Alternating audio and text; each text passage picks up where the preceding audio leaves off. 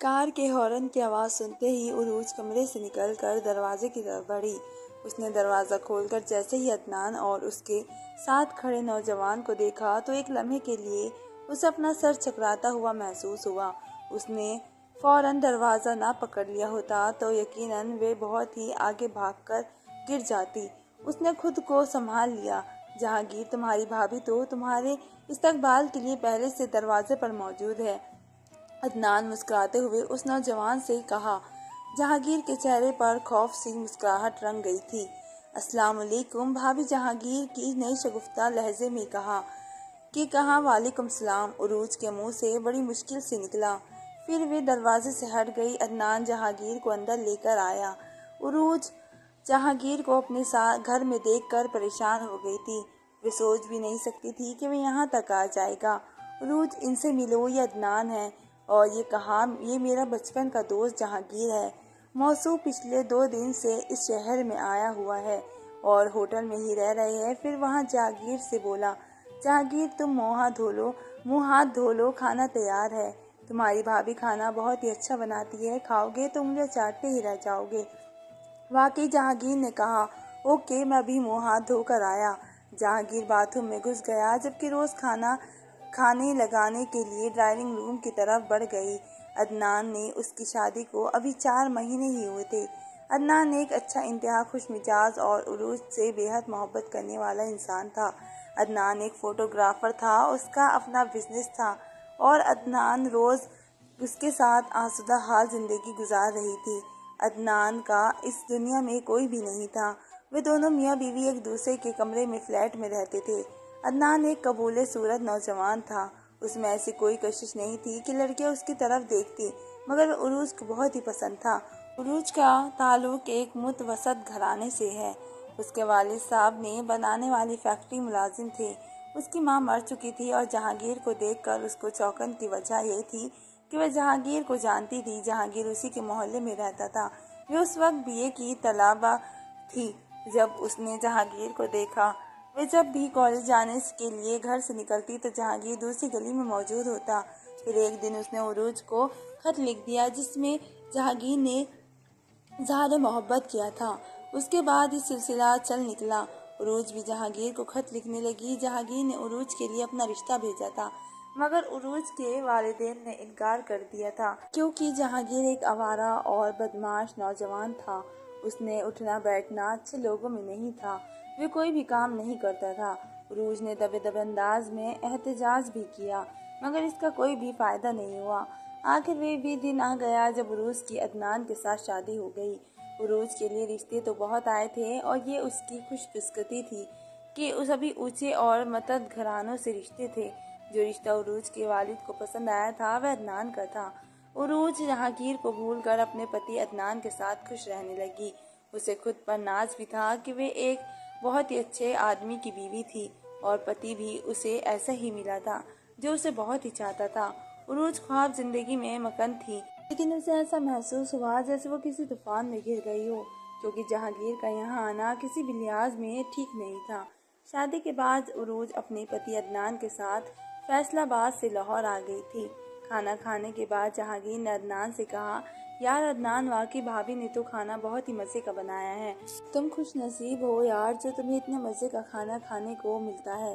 ہاں واقعی، عدنان نے ستاشی نظروں سے عروج کی طرف دیکھتے ہوئے کہا۔ عروج کے چہرے پر کسی بھی قسم کا کوئی تاثر نہیں تھا۔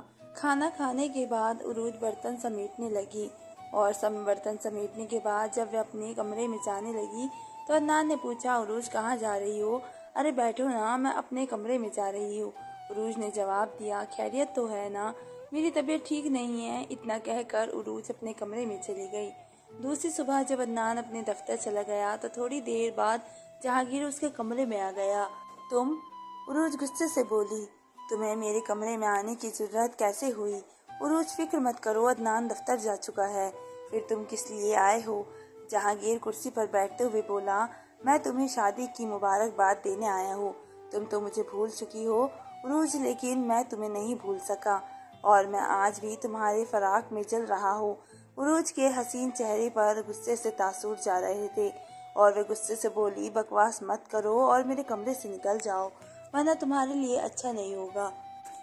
تم میرا کچھ نہیں بگاڑ سکتی۔ اور جہانگیر نے کہہ لگاتے ہوئے کہا کہ تمہیں وہ اپنے پیار بھرے خطوں سے یاد ہوگے جو تم نے کالج کے زمانے میں مجھے لکھے تھے۔ کیا مطلب؟ عروج لرزید لہجے میں بولی۔ اس کا دماغ سونے ہونے لگا تھا، دل کی دھڑکنیں بے تاب ہونے لگی تھی، انجانے سندیش اس کے دل میں کسمسا آنے لگے تھے۔ اگر وہ خط تمہارے پتی عدنان کے حوالے کر دوں تو جانتی ہو کیا ہوگا؟ وہ اس سے زائجہ لہجے میں بولا۔ عروج نے کوئی جواب نہیں دیا، اس کا جسم سن گیا۔ ایک سرد سی لہر اس کے پورے وجود میں سمٹ گئی تھی جس سے اس کی پریشانی بہت ہی ہو گئی تھی۔ تم چاہتے کیا ہو؟ کیوں میری زندگی برباد کرنے پر تل گئے ہو؟ عروج اگر تم چاہتی ہو کہ وہ خط عدنان کے حوالے نہ کروں تو تم مجھے ہر مہینے 10,000 دیتی رہو۔ کیا 10,000؟ عروج سر پیٹ کر بیٹھ گئی۔ مگر میرے لیے تو یہ ناممکن ہے۔ کیسے ناممکن ہے؟ تمہارا پتی بہت ہی امیر ہے، تم ہر مہینے آسانی سے اسے 10,000 دے سکتی ہو۔ جہانگیر میرا پتی انتہا بہت ہی شریف آدمی ہے، میں اسے دھوکہ نہیں دے سکتی۔ کیا یہ تمہارا آخری فیصلہ ہے؟ ہاں تو پھر یہ خط جلد ہی عدنان کے حوالے کر دوں گا۔ یہ سن کر عروج کا دل دہل گیا۔ اس نے دھیرے سے کہا، وہ میری زندگی کا آخری دن ہوگا۔ جہانگیر زیادہ جذباتی مت ہو۔ عروج جہانگیر اٹھتے ہوئے بولا، تم اچھی طرح سوچ لو، پھر اپنے فیصلے سے مجھے آگاہ کرنا۔ عروج نے کوئی جواب نہیں دیا۔ جہانگیر چند لمحے اسے دیکھتا رہا، پھر عروج کے کمرے سے نکل گیا۔ عروج کے جسم پر ہلکا ہلکا لرز طاری تھا، وہ مدہوش ہو رہی تھی۔ اسے یہ قلق تھا کہ کہیں جہانگیر اس کے لیے لکھے ہوئے خط عدنان کے حوالے نہ کر دے۔ وہ سوچ ہی رہی تھی کہ وہ اپنی پورا سائری زندگی کو کیسے بچائے گی۔ اب اس کے سامنے دو ہی راستے تھے، یا تو خودکشی کا یا تو جہانگیر کو قتل کر دے، لیکن دونوں کام اس کے لیے آسان نہیں تھے۔ وہ اس منحوس لمحے کو کوس رہی تھی جب اس کی ملاقات جہانگیر سے ہوئی تھی۔ اسے افسوس ہو رہا تھا کہ اس نے جہانگیر کو خط کے جواب کیوں دیے تھے، اور اسے کیا معلوم تھا کہ جہانگیر اس قدر گھٹیا انسان نکلے گا کہ اسے بلیک میل کرنے پر تل جائے گا۔ عروج کو کیا معلوم تھا کہ جہانگیر عدنان کا دوست ہوگا۔ یہ بات تو اس دن اس پر آئی تھی جب جہانگیر ان کے گھر آیا تھا۔ 2 دن ہو گئے تھے جہانگیر ان کے گھر ٹھہرا ہوا تھا، وہ یہاں سے جانے کا نام ہی نہیں لے رہا تھا۔ عدنان نے بھی محسوس کیا تھا کہ عروج کچھ پریشان اور کھوئی ہوئی سی ہے۔ وہ حیران تھا کہ عروج کو ایک دم سے کیا ہو گیا ہے۔ 1-2 بار عدنان نے عروج سے پوچھنے کی بھی کوشش کی تھی، مگر عروج ہر بار ٹال دیتی تھی۔ اس دن جہانگیر کسی کام کے سلسلے میں باہر گیا ہوا تھا، اس لیے دفتر سے آتے ہی عدنان نے عروج سے محبت سے پوچھا، عروج تم سے ایک بات پوچھنی ہے۔ عدنان نے کہا، جی کہیے، کیا پوچھنا ہے؟ عروج نے مسکراتے ہوئے کہا، کیا تم مجھ سے محبت کرتی ہو؟ عدنان نے کہا، یہ آپ کیوں پوچھ رہے ہیں؟ آپ حیرانی سے بولی۔ عروج حیرانی سے بولی، اس لیے کہ میں گزرتا 2 دن سے تمہیں پریشان دیکھ رہا ہوں، ایسا لگتا ہے جیسے تمہیں کوئی فکر لاحق ہو گئی ہو، تم بیٹھے بیٹھے کہیں کھو جاتی ہو، مجھ سے تمہاری یہ پریشانی دیکھی نہیں جا رہی۔ آخر کیا بات ہے جس نے تمہیں اس قدر پریشان کر رکھا ہے؟ کچھ بھی نہیں۔ عروج نے مسکرانے کی ناکام کوشش کی تھی، شاید آپ کو وہم ہو گیا ہے، تمہارا یہ جواب میرے لیے بے سے اطمینان نہیں ہے۔ عدنان نے کہا، بتاؤ کیا ہوا ہے؟ دراصل مجھے بابا کی بہت ہی یاد آ رہی ہے اور ان سے بہانہ بنایا تھا، تو پھر اس میں پریشان ہونے والی کون سی بات ہے؟ عدنان نے مستقبل سانپ کی طرح اپنے بستر پر لوٹ رہا تھا اور اسے عروج پر بے حد غصہ آ رہا تھا۔ اس نے عروج سے خود خط کے بدلے ہر مہینے 10,000 کی بات کی تھی، مگر عروج نے اس کا مطالبہ ماننے سے انکار کر دیا تھا۔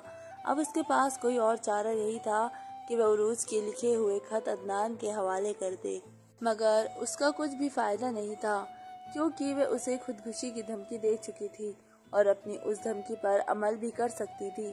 مگر جہانگیر ایسا نہیں چاہتا تھا، کیونکہ عروج کی خودکشی کرنے کی وجہ سے وہ اپنے مقصد میں کامیاب نہیں ہو سکتا تھا۔ اس کا مقصد کچھ اور تھا۔ شام کی چائے پینے کے دوران عدنان سے جہانگیر نے کہا، جہانگیر میں کل اسلام آباد فوٹوگرافی کے لیے جا رہا ہوں، تم بھی چلو، کیا بھابھی نہیں جا رہی ہے؟ اس نے استفہامیہ انداز میں پوچھا تھا۔ وہ بھی جا رہی ہے؟ اور عدنان نے عروج کی طرف دیکھتے ہوئے کہا پھر تو میں تمہارے ساتھ نہیں جا سکتا کیونکہ میں نہیں چاہتا کہ تم دونوں کی تفریح میں خلل کروں۔ یار ایسی کوئی بات نہیں، عدنان نے ہنس کر کہا۔ پھر اس نے عروج کی طرف دیکھا۔ تم کہو نا جہانگیر سے یہ بھی ہمارے ساتھ اسلام آباد چلے، تمہاری بات ضرور مانے گا۔ عدنان نے کہا تھا۔ عروج گھبرا گئی، اس کی زبان گونگی ہو گئی تھی۔ اس نے بڑی مشکل سے کہا کہ آپ بھی ہمارے ساتھ چلے۔ اوکے، اب انکار نہیں کیا جا سکتا۔ جہانگیر نے ہتھیار ڈال دیے۔ اگلے ہی لمحے عدنان نے ایک بھرپور گہق لگایا اور اسے بیٹھنا دشوار ہو رہا تھا، اس لیے وہ اپنے اٹھ کر وہاں سے بیڈ روم میں آ گئی تھی۔ اسے جہانگیر کے ساتھ اسلام آباد جانا بالکل بھی پسند نہیں تھا، مگر وہ اپنے پتی کے ہاتھوں مجبور تھی۔ وہ تو جہانگیر سے بات تک نہیں کرنا چاہتی تھی۔ دوسرے دن وہ دونوں اسلام آباد چلے گئے۔ عدنان نے اسلام آباد میں فوٹوگرافی کرنی تھی۔ اسلام آباد میں ایک فلم کی شوٹنگ ہو رہی تھی اور اس نے ایکس بندی کے دوران تصویریں بنانی تھی۔ اسے بہت ہی معقول معاوضہ ملنا تھا۔ مختلف رسائی والے بھی اسے ماڈلنگ کے دوران تصور بنوانے کے لیے رابطہ کرتے رہتے تھے۔ اس کی مانگ بہت تھی کیونکہ وہ فوٹوگرافی بہت ہی اچھی کرتا تھا۔ اسلام آباد میں بھی عدنان کا ایک چھوٹا سا فلیٹ تھا۔ وہ جب بھی اسلام آباد آتا تو اسی فلیٹ میں ٹہلتا تھا۔ جہانگیر کا ان کے ساتھ ہونا عروج کو بہت ہی عجیب سا لگ رہا تھا۔ جب وہ وہاں سے تفریح کے لیے جاتے جہانگیر ان کے ساتھ ساتھ ہوتا۔ انہیں اسلام آباد آئے ہوئے 2 دن ہی ہوئے تھے، ابھی عدنان کا کام شروع نہیں ہوا تھا۔ پھر جب عدنان کا کام شروع ہوا تو جہانگیر عدنان کے ساتھ ہی ہوتا۔ وہ کوئی بھی رسک نہیں لینا چاہتا تھا۔ پھر اس کے دماغ میں جو منصوبہ پرورش آ رہا تھا اس کے مطابق اس کا جاننے کے ساتھ عدنان کے ساتھ ہر لمحہ ہونا ضروری تھا۔ وہ موقع کی تلاش میں تھا۔ موقع ملتے ہی وہ اپنے پلان پر عمل کر دے گا۔ انہیں اسلام آباد آئے ہوئے ابھی 1 ہفتہ ہی گزر چکا تھا۔ فلم کی شوٹنگ بھی ختم ہو چکی تھی۔ عدنان اپنا کام مکمل کر چکا تھا۔ اس دن دوپہر کے 2 بج رہے تھے۔ وہ تینوں سیر کے لیے پہاڑی مقام کی طرف نکل پڑے۔ مسلسل 2 گھنٹے وہ پہاڑی علاقے میں گھومتے رہے۔ آسمان پر بادل چھائے تھے۔ بلند والا پہاڑ انتہائی خوبصورت اور قدرت کا حسین شاہکار لگ رہے تھے۔ عدنان نے چند ایک مناظر اپنے کیمرے میں قید کر لیے تھے۔ چلتے چلتے عروج بہت ہی تھک گئی تھی، اس لیے وہ نڈال ہو کر نیچے بیٹھ گئی۔ عدنان اس کے قریب آیا اور وہ کہنے لگی کہ عدنان میں بہت ہی تھک چکی ہوں۔ عروج نے ہکلاتے ہوئے کہا، اور مجھے مزید چلا نہیں جا رہا، بس تھوڑے سے قدرتی منظر کیمرے میں قید کرنے ہیں۔ عدنان نے کہا تھا۔ پلیز عدنان، آپ تصویریں بنا لیں، عروج اجازت سے بولی۔ میں یہاں پر بیٹھی ہوں۔ اوکے، کہیں نہیں جانا۔ پھر اور جہانگیر دونوں ہمارا کرد جوان نے وہ منظر کیمرے میں قید کرنے لگے۔ تصویریں بناتے بناتے وہ دونوں بہت ہی دور نکل گئے تھے۔ جہانگیر، دیکھو کتنی حسین اور دلکش جگہ ہے، عدنان نے ایک طرف اشارہ کرتے ہوئے کہا تھا۔ میں ذرا اس جگہ کی تصویر بنا لوں۔ پھر عدنان تصویر بنانے لگا۔ جس جگہ عدنان کھڑا تھا اس سے آگے بہت ہی گہری کھائی تھی جس میں سنگلا چٹانیں منہ کھولے کھڑے تھے، اور یہی وہ لمحہ تھا جب جہانگیر اس والے پلان میں کامیاب ہو سکتا تھا۔ اچانک جہانگیر نے عدنان کو کھائی میں دھکا دے دیا۔ عدنان چیختا ہوا اس گہری کھائی میں گرتا چلا گیا۔ آہستہ آہستہ اس کی چیخیں بہت ہی دور جا رہی تھی۔ وہ اپنے پلان میں کامیاب ہو چکا تھا۔ عدنان کو قتل کرنے کے بعد وہ عروج سے شادی کر کے اس کی دولت ہتھیانا چاہتا تھا۔ عدنان کی موت کے بعد ساری دولت کی وارث عروج تھی، ساری دولت کی مالکن عروج تھی۔ وہ واپس پلٹا اور اس طرف دوڑنے لگا جس طرف عروج بیٹھی ہوئی تھی۔ عروج کو وہاں بیٹھے کافی دیر ہو گئی تھی مگر عدنان واپس نہیں آیا تھا۔ آج انہیں رات واپس لاہور جانا تھا۔ ابھی اسے سامان بھی پیک کرنا تھا۔ کافی دیر بیٹھے رہنے کے بعد وہ اکتا گئی تھی اور اٹھ کر اس طرف چل پڑی جس طرف عدنان اور جہانگیر کے ساتھ گیا تھا۔ ابھی تک وہ تھوڑی ہی فاصلے پر گئی تھی کہ اسے دور سے جہانگیر دوڑتا ہوا نظر آیا اور عروج گھبرا گئی۔ ایک انجان سا وہ اس کے دل میں آیا تھا کیونکہ جہانگیر کے دوڑنے کا انداز ایسا تھا جیسے کچھ ہو گیا ہو۔ وہ بوکھلا کر بہت ہی دور چلی گئی اور اس کے قریب پہنچا جہانگیر۔ پہنچتے ہی جہانگیر نے تو اس سے کہا کہ عروج، وہ عدنان وہ عدنان کو کیا ہوا ہے؟ عدنان کو کہاں ہے؟ عدنان، عروج مدہوش لہجے میں بولے۔ اس کے حواس بگڑ رہے تھے، وہ بہت ہی تصویریں بناتے پہاڑ سے گر گیا ہے۔ کیا؟ عروج کی آنکھوں کے آگے اندھیرا چھانے لگا۔ اگلے ہی لمحے وہ اس طرف دوڑی جس طرف جہانگیر نے اشارہ کیا تھا۔ وہ بھی اس کے ساتھ تھا۔ اس جگہ پر پہنچ کر عروج نے کھائی میں جھانکا، پھر وہ دائیں بائیں ہاتھ بنی سیڑھیاں اترتی چلی گئی۔ نیچے پہنچ کر جیسے ہی اس کی نظر عدنان کی لاش پر پڑی تو ایک دم اس کا دل سے چیخ اس کے حلق سے نکل گئی۔ عدنان خون میں لت پت اور الٹے منہ پڑا تھا۔ چیخ کر وہ مار مار کر اس سے لپٹ گئی اور رونے لگی۔ یہ صدمہ عروج کے لیے جان لیوا تھا۔ عدنان کا کیمرہ بھی اس کے قریب پڑا ہوا تھا۔ عروج نے وہ کیمرہ اٹھا لیا اور تھوڑی دیر کے بعد وہاں پولیس آئی اور عدنان کی لاش لے گئی۔ عروج غم سے نڈھال تھی۔ جہانگیر اسی فلیٹ پر لے کر آیا اور میں نے اسے عدنان کو منع بھی کیا تھا کہ وہ چوٹی پر کھڑا ہو کر تصویریں نہ بنائے۔ جہانگیر نے افسردہ لہجے میں کہا، مگر اس نے میری بات نہیں مانی۔ کاش میں میری بات مان جاتا۔ عروج خاموش رہی۔ یہ کندھوناک صدمہ اس کے لیے برداشت کرنا مشکل ہو رہا تھا۔ پولیس نے بھی اسے ایک حادثہ قرار دیا تھا اور وہ عدنان کی میت لے کر لاہور آ گئی تھی۔ اسی دوران جہانگیر نے اس کے قریب ہونے کی کوشش کی تھی، مگر عروج نے اسے سخت سے منع کر دیا کیونکہ اب عدنان زندہ نہیں تھا، لہٰذا اسے اب اپنے ان خط کی بھی پرواہ نہیں تھی جس کے بلبوتے پر وہ اسے بلیک میل کرنا چاہتا تھا۔ ایک مہینہ وہ عدنان کی موت کے غم میں نڈھال رہی، پھر جب وہ سنبھلی تو دفتر جانا شروع کر دیا۔ اب وہ عدنان کی موت کے بعد اس کی دولت کی حقدار تھی۔ ایک دن اسے وہ کیمرہ یاد آ گیا جس سے اس کے پتی نے آخری تصویریں بنائی تھی۔ اس نے اس کیمرے سے فلم نکالی اور لیبارٹری میں تصویریں لے لی اور وہ دھو لگی۔ وہ کل 12 تصویریں تھیں۔ جب وہ تصویریں دھو چکی تو وہ ان تصویروں کو دیکھنے لگی جو اس کے مرحوم پتی کی آخری نشانی تھی۔ اس کی آنکھوں میں آنسو جھلملا رہے تھے۔ نہایت خوبصورتی کے ساتھ تصویریں بنائی گئی تھی۔ اچانک ایک تصویر دیکھتے ہوئے وہ اچھل پڑی اور وہ تصویر جہانگیر کی تھی۔ اس میں جہانگیر جھک کر نیچے دیکھ رہا تھا۔ تصویر بالکل فوکس تھی۔ اس نے تصویر میں وہی کپڑے پہنے تھے جس دن اسلام آباد میں اس کے پتی عدنان پہاڑ میں کھائی میں گر گیا تھا۔ اس دن بھی جہانگیر نے تصویریں والے کپڑے پہنے تھے۔